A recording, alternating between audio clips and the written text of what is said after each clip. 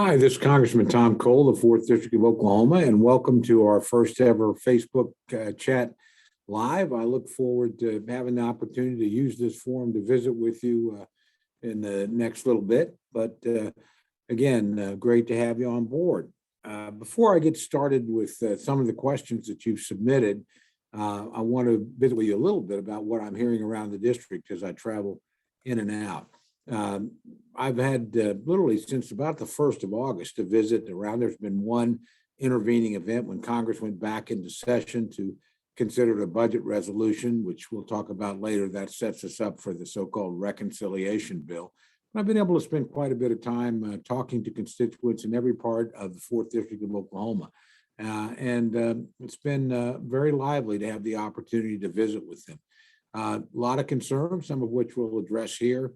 Particularly concerns about the debacle of the Afghan withdrawal, something that happened over the course of this break. Lots of concerns, obviously, about COVID-19 and its resurgence, questions about the mandates that President Biden issued. Again, we'll deal with those shortly. Lots of good economic news, though, frankly, even in the midst of all these difficulties. The unemployment rate in this district is low. And as I talk to business people, I can tell you most of them are having a hard time finding the people that they need. They're also finding that the cost of goods and services is higher. So inflation is certainly lurking out there.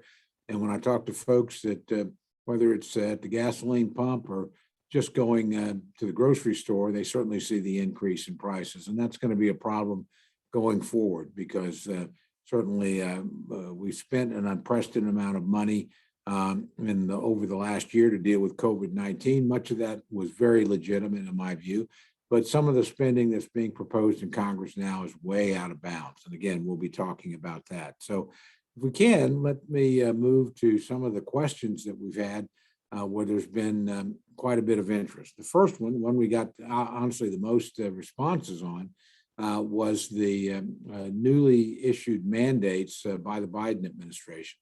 Let me be very clear about this. I certainly support the vaccine. I've been very vocal. I've used it myself. My family's used it. Most of the members of my staff have made the decision to use it as well. I urge you to do the same. I've spent a lot of time in hospitals and nursing homes over the last 6 or 7 weeks. And I can tell you, when you go to an ICU unit or an emergency room, they're full of COVID patients, and they're full of people that had chosen not to take the vaccine and now are saying, I really wish I had. Some of these are really tragic cases. We've lost 1,000 people since July, almost all of them unvaccinated, lost them to COVID. That's a tragedy. Those people did not have to die. The vaccine has been widely available and free since May. So again, if you haven't used it, my advice would be, please do so. Having said that, I don't think mandates are the right way to proceed. I don't think they're appropriate. I think that there are cases where people have legitimate religious objections or have health concerns. I don't think anybody should be losing their job over their decision not to take the vaccine or have some opportunity denied to them. I think this decision by President Biden is going to be challenged in the courts. Our own Attorney General has raised that issue. Multiple other states are doing the same thing. Again, I see the risk of a backlash here. Right now, the discussion should be about the vaccines. Do they work? Are they safe? That's very legitimate.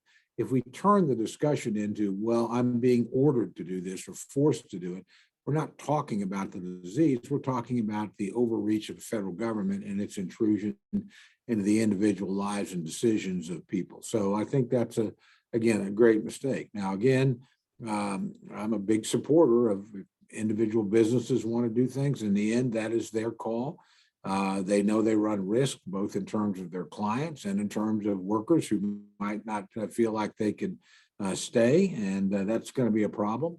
Again, I've talked to a number of people, even in hospitals, where some of the staff don't want to do this, and the administrators are very concerned that, hey, if we try to force people to do things, we're literally going to lose staff when we're pretty hard pressed to service the people that we already have. So again, I would put it pretty simply, please use the vaccine. I think the evidence is overwhelming that it works, that it's safe, and it's in your best interest. But that's my judgment. You make your own judgment, and I don't support mandates on anybody in a situation like this.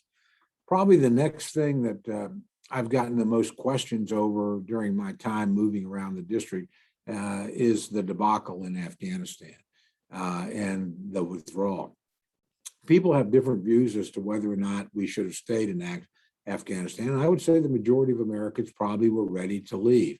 I will tell you personally, that was not my judgment. I thought that we had managed this pretty well, and we were down to 2,500 troops. There had been at one time over 100,000 there. We hadn't lost anybody in 18 months. Most of the fighting was being done on the ground by Afghans. Americans controlled the air. The American Air Force operating out of multiple bases, but most particularly Bagram Air Force Base, was able to make a huge difference on the battlefield. We entered Afghanistan originally for two reasons. One was to get Osama bin Laden. We eventually did. We didn't get him in Afghanistan, but the raid that killed him was launched from Afghanistan, and the intelligence that led us to him was gathered in Afghanistan. So no question that was helpful to us to have a presence there. And we've continued to maintain counterterrorism and intelligence operations there. That's important. One of the reasons that we got hit in 9/11 was we had an entire country that was operating basically as a haven for terrorist groups. And guess who was controlling it? The Taliban. We just simply should not have turned back that country to that group. It hasn't changed. They're the same people they were 20 years ago. It's, in my view, an incredible betrayal of Afghans that threw their lot with the United States. And if you're part of a religious or ethnic minority, if you're a woman or a girl, you're very likely to be repressed by this regime, harassed. Certainly, if you worked to help the United States when it was there, I think your life is very much in danger now. So this was, in my view, a bad decision.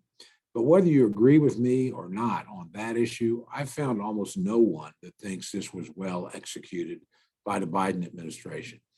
Frankly, it was an operational disaster. Now, I say that not on the basis of what the men and women on the ground did. We put them in a terrible situation, and we did that by poor planning, in my view. We should have never withdrawn the American military until every American was out. We know there are still Americans that want to leave Afghanistan that are stuck there. We should have never left before we had all the people out who had a legitimate claim to being at risk because they had helped American service personnel. We know there are thousands of Afghans that are in that situation right now and fearing for their lives. So taking the military out before we got the people out that had a right to come to the United States, that is American citizens and people that helped them there and that we had made commitments to, was a mistake. Second, turning over assets like Bagram Air Force Base prematurely, those were our bargaining chips. I mean, that was one of the things we should say. Until we have everybody out, we're going to continue to hold this incredibly strategic and important base in the middle of your territory. And we should have demanded our equipment as well. We left billions of dollars worth of equipment to the Taliban. It's now the best equipped terrorist force in the world. And if you don't think that equipment isn't going to be marketed to other terrorist groups or to hostile regimes like Iran, I think you're being incredibly naive. So again, even people that supported the withdrawal from Afghanistan, I think are very critical. Finally, most importantly, from our standpoint, we lost 13 American lives. I can't tell you how much I revere each and every one of those people. These are people that volunteered to serve, volunteered to go into harm's way without question, without hesitation, and they went there for the noblest of purposes, that is to rescue their fellow Americans and to rescue Afghans who, again, were at risk because they'd helped the United States. We just simply put them in a place they never should have been. We put them in the middle of a congested urban airport that's not very large, a single runway, surrounded by the Taliban. And counting on the Taliban to provide security for American forces, I think, was an enormous mistake. And in the end, 13 of our personnel, not to mention something like 200 Afghans, were killed by a suicide bomber and potentially, we don't know all the details, gunmen who, after the explosion, continued to fire into the crowd. That's unacceptable. That should have never happened. We should have had a much more secure perimeter. But again, the decision was made to count on the Taliban to provide security for Americans. That's incredibly naive. So I would just tell you, there'll be a lot of congressional hearings about this. I don't know anybody that served in Afghanistan that's in the Congress of the United States on either side of the aisle that was happy with the manner in which this withdrawal was conducted. And that includes, again, people that actually supported the withdrawal. But you have a lot of people that had considerable experience who think this could have and should have been done better. And honestly, I think people need to be held to account for that. But it begins with the commander in chief. It was the president who made this decision. It was the president we now know who overruled his own military advisors, who said leaving this quickly in this manner runs high risk. And sadly, they were proven to be right. The president, I think, was proven to be wrong. Another thing that I get a lot of questions about are literally the range of issues that are coming up in Congress. Now, there are three big legislative items that I'll talk about sequentially. The first is the so-called bipartisan infrastructure bill. That's genuinely the largest infrastructure bill in a generation. Second is something called the reconciliation package. This is about a $3.5 trillion package over 10 years for a variety of new social programs, but also includes a lot of new tax increases with it as well. And finally, what's the normal appropriations process? That is the manner in which the Congress appropriates money for the military, for health and human services, for education, for the Department of Labor. In other words, the money that runs the government. They're three very different things, and they're very easy to confuse. First, the infrastructure package. That package was really negotiated in the United States Senate. It's about $1.2 trillion. It was supposed to be fully paid for. It's not. About half the revenue for it comes from normal sources, gasoline taxes, taxes on airline tickets, those kinds of things. So that revenue was already there. The next half is a lot of gimmicks. And the Congressional Budget Office, which is nonpartisan, has looked at this and said, look, it's at least $256 billion short. Some of the estimates range as high as $340 or $50 billion. So the package is not paid for. Second, it did not go through in the United States Senate the normal process. Normally, this would go through what's called the Public Works Committee. We're very well represented on that committee with Senator Jim Inhofe, and in the past, Oklahoma's fared very well. This time around, though, this bill was negotiated by 15 or so senators of both parties and never moved through the committee process, then passed on a bipartisan vote, to be fair, 50 Democrats, 19 Republicans, and sent over to the House. In the House, it's not gone through any committee process. We've not had the opportunity to address the bill, but we're pledged to vote on it by September 27th. Now, when it came up in the United States Senate, both Oklahoma senators looked at it and voted no. That's probably what I will do when we finally get this vote in the next couple of weeks.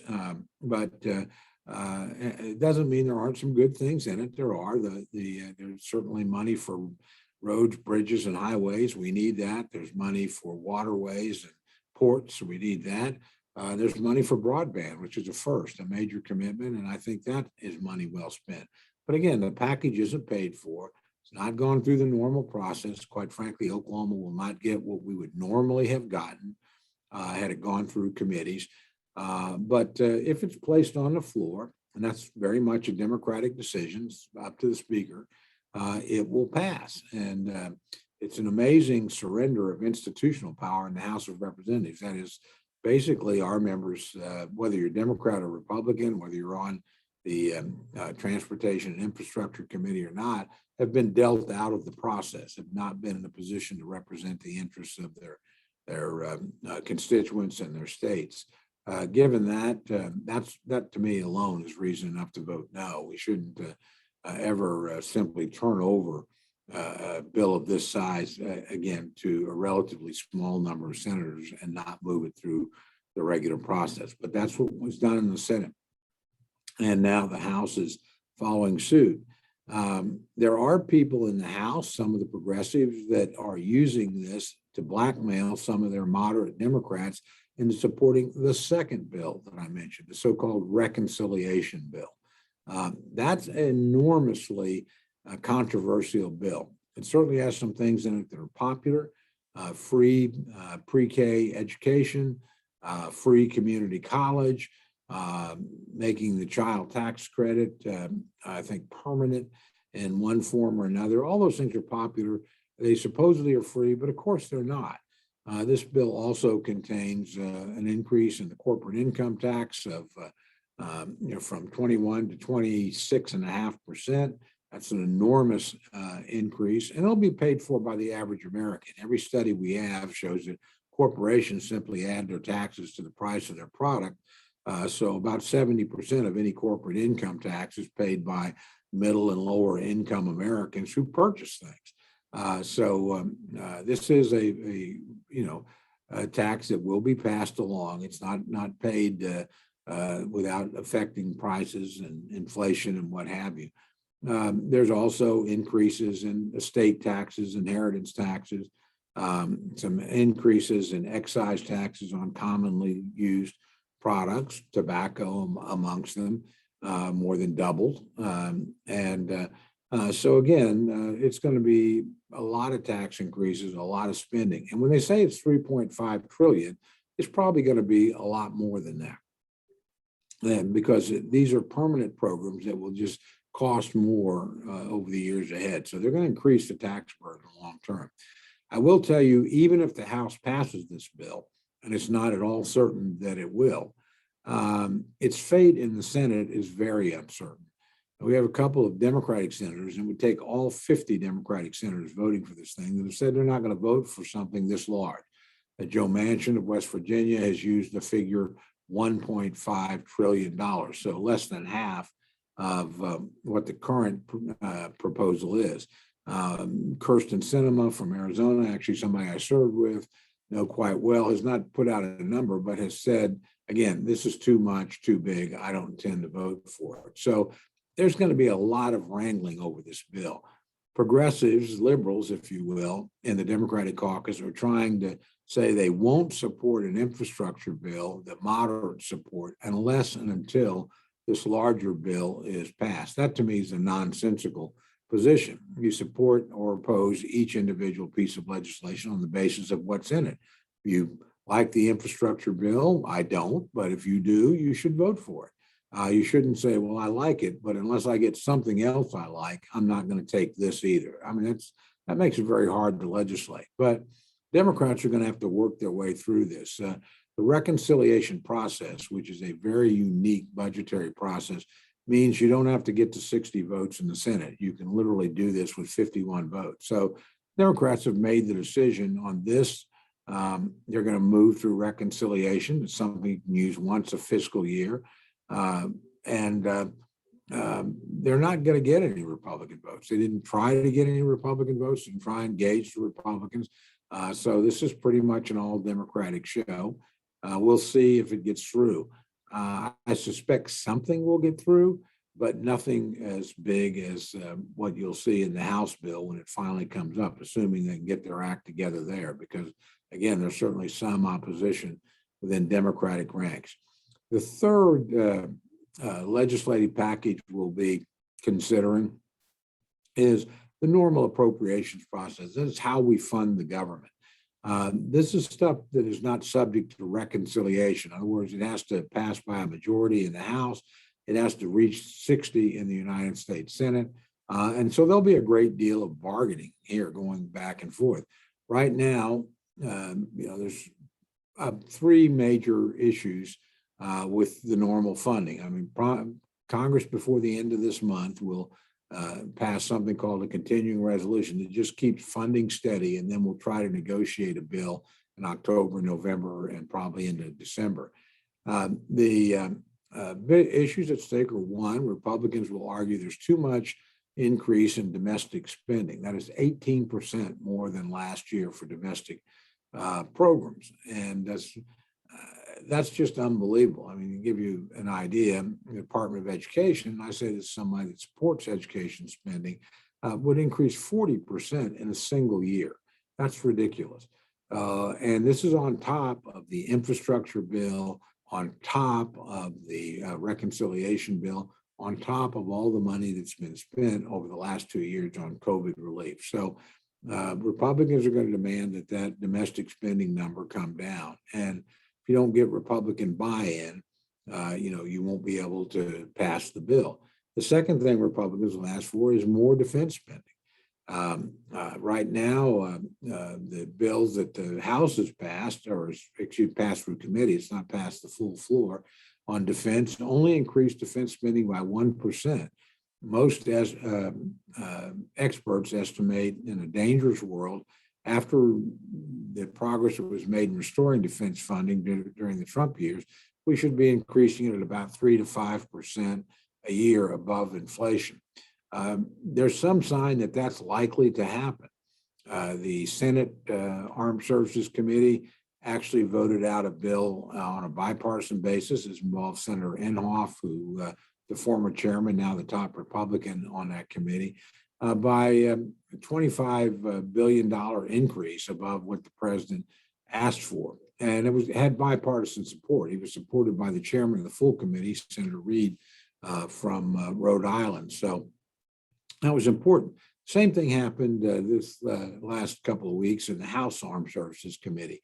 There, 17 Democrats broke with the chairman of the committee, a Democratic chairman, Adam Smith from Washington, and broke with the administration and actually supported a Republican amendment to, again, increase spending on defense by about $25 billion beyond what the president asked for, beyond what the House Appropriations Committee had passed out of committee earlier. So that's an early sign that there can be some give and take on the defense issue. The final issue on appropriations bills is the Democratic decision to strip out all the pro-life legislation that's been added to appropriations bills literally over about 50 years. These things that historically are bipartisan. The most famous one is the so-called Hyde Amendment, which prohibits federal funding for abortions except in cases of rape, incest, and life of the mother. That amendment was actually put in the appropriations bills and been carried in every one since then. In 1976 by the late Representative Henry Hyde from Illinois. That Congress in 1976 was actually strongly Democratic. Now Democrats have decided these historic bipartisan protections, like the Hyde Amendment, like the so-called Weldon Amendment, it's a 2006 edition, which says you can't make a doctor or nurse or a healthcare professional participate in abortion if they have a moral objection. Doesn't prohibit them from doing it. It just says you can't make somebody that doesn't believe it do it. And that's pretty important in Catholic hospitals and very important to some individual conscience members and people of great faith that simply don't agree with this. We have another amendment, the Helms Amendment, which was put in 1971. Again, a Democratic Senate, Democratic House. That prohibits funding for abortion in American foreign aid, prohibits the government from supporting international organizations that fund abortions. So those things have all been there. The Democrats stripped them all out. I actually headed up an amendment to try and put them all back in. Every single Republican in Congress supported them. We lost on a straight party line vote. I think Senator Langford was actually able to get at least protection for the Hyde Amendment back in at one point in the Senate. So that's going to be a point of contention. But at the end of the day, if the pro-life protections aren't restored to the appropriations bills, one of two things will happen. The worst outcome would be there'll be a government shutdown because none of the funding bills get passed. None of them could reach 60 votes in the Senate. Or second, not as bad, but bad, we would have what's called a continuing resolution. That resolution would just simply mean we would keep things status quo for another year. Now, again, that sounds like a good thing, and in some ways it is. It would keep all the pro-life legislation in place, and it would certainly, put a kibosh on the Democratic spending spree. Would, however, make it very impossible to increase the defense number, which most of us that worry about that, and I sit on the Defense Appropriations Subcommittee on the full Appropriations Committee. We think that, again, more money there in a dangerous world is necessary and would keep us from making the adjustments. Look, just like in your family, your business, you don't spend exactly the same thing this year as you did last year. But a CR locks you into doing that for most of the budget. The example I always use is, if the Pentagon asked for 100 Abrams tanks last year, but only needed 65 this year, you'd still buy the 100. Or if it needed 100 this year and only asked for 65 last year, you would be stuck at 65, even though your troops in harm's way needed something more. So it's just not a good way to govern. You can't adjust to crises. You can't start new projects. You can't make course corrections, if you will. So I hope things get negotiated out. But again, to get a deal in the end, you're going to have to get domestic spending down, defense spending up, and the pro-life protections absolutely placed back in these bills to have any chance for a bipartisan agreement. And appropriations requires both parties to agree. A fourth item that will come up is the so-called debt ceiling. And I think this is apt to turn into quite a partisan Donnybrook as well. Right now, the current debt has been, approved by Congress. That is all the debt accumulated during the Trump years and what have you. The real question is whether or not the new debt that Democrats are going to incur would also be covered. You have to remember this year began after last year's cooperation on coronavirus, where 5 bills totaling $4 trillion were passed on enormous bipartisan support. This year, the Democrats decided, rather than compromise with the Republicans, just to do a $1.9 trillion bill. They shoved it through under reconciliation earlier this year. They did so in a straight party line vote. So, I think Republicans look at that, look at this $3.5 trillion proposal in the Budget Reconciliation Act for this fiscal year, and say, look, those are all things we did not support. So we don't feel obligated to raise the debt ceiling. And again, I think this is going to be a big point of controversy literally in the next few weeks into early October. The Secretary of the Treasury, Janet Yellen, has notified Congress that unless something is done, the government will run out of money. Again, that's not a position we should ever want to be in. It leads to a government shutdown, it leads to instability in the financial markets. But again, I think Democrats are going to have to at least address how you get the spending under control before they get any, if they do get any, Republican support on this.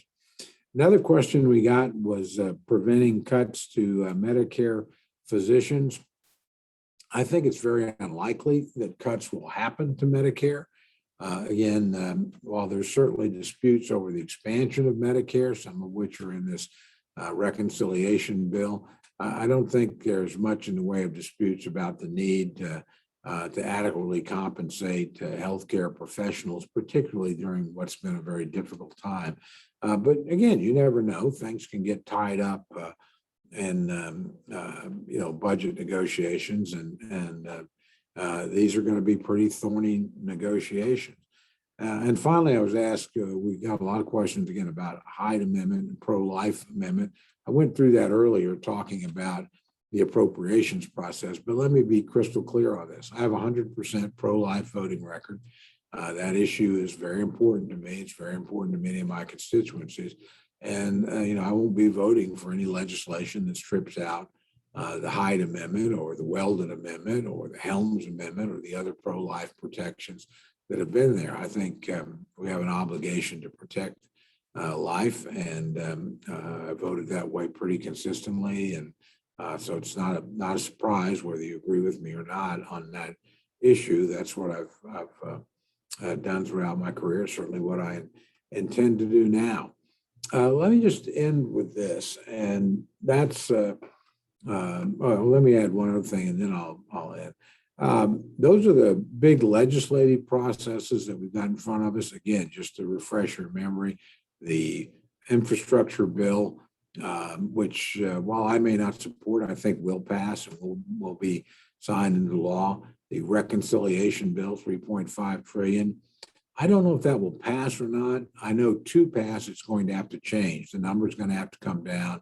Going to have to be compromises, but I don't think there's going to be any Republican support for it in any circumstances. So it's going to be quite an exercise for the Democrat. The third thing is the normal appropriations process. That's how we do everything from funding Tinker Air Force Base and Fort Sill to funding Head Start programs to funding the normal transportation programs and what have you. That's going to require a deal. I think a deal will be reached toward the end of the year, but again, you never know. It has to be negotiated out.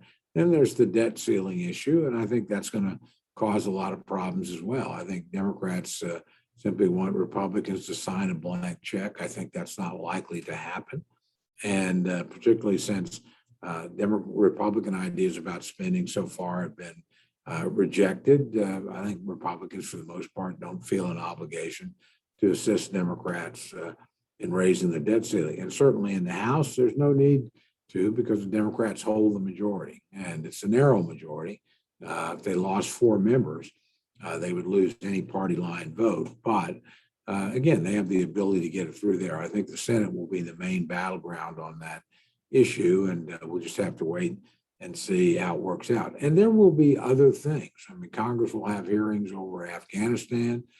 We've had literally in the last 48 hours some very troubling news, and we don't know if it's true yet, about General Milley, the chairman of the Joint Chiefs of Staff, communicating with China during the very tense days of January, and some other activities that may be beyond what anybody in the chain of command should be engaged in, or may not. We simply don't know yet. Congress will have some hearings on this.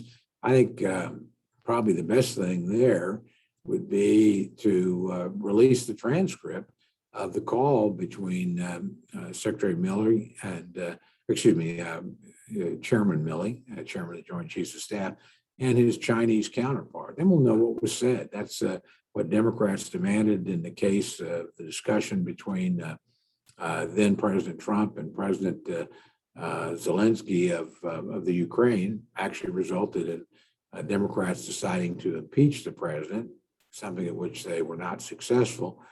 But anyway, Trump on his own put the transcript out there so that people could look at it and draw their own conclusions.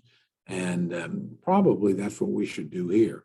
Although, again, there's certainly always questions about putting into public discussions that were supposed to be and presumed to be confidential by all parties. But in this case, the sweeping the allegations in this new book by Bob Woodward and Bob Costa are so sweeping that they probably are going to get looked at. And then you can expect Congress to certainly hold hearings on what I call the Afghan debacle, because it was a debacle, the manner in which we left. Again, you can agree or disagree with me that we needed to stay there, but I don't think there's much disagreement. The manner in which we got out, the fact that we left Americans behind, left the Afghans behind who had helped us, and lost 13 brave American military personnel in the process, is something that Congress needs to take a hard look at.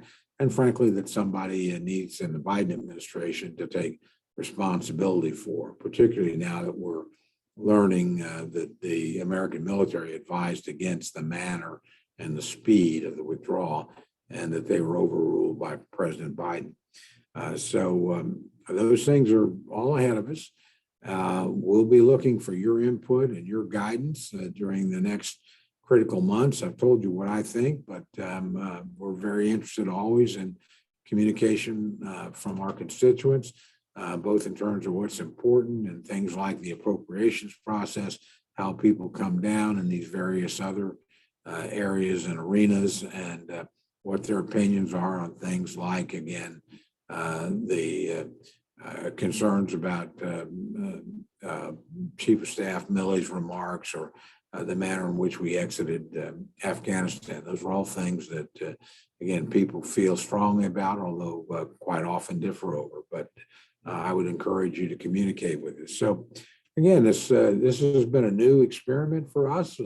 We've done a lot of teletown halls over the years. We've never used this particular medium before, but we thought we would try it. We hope we're reaching some new people. We usually don't do these things in the middle of the day, although sometimes we do. We try to mix up teletown halls and even our regular town halls when we could have them at different times, different days, different locations, to try and maximize the manner in which people can interact with the office. So I hope this has been convenient for those of you that like this forum. If so, let us know. Encourage other people. We'll probably try this 2 or 3 times before we make a decision on whether or not it's an effective way to communicate with our constituents. But again, always delighted to have the opportunity to interact with you.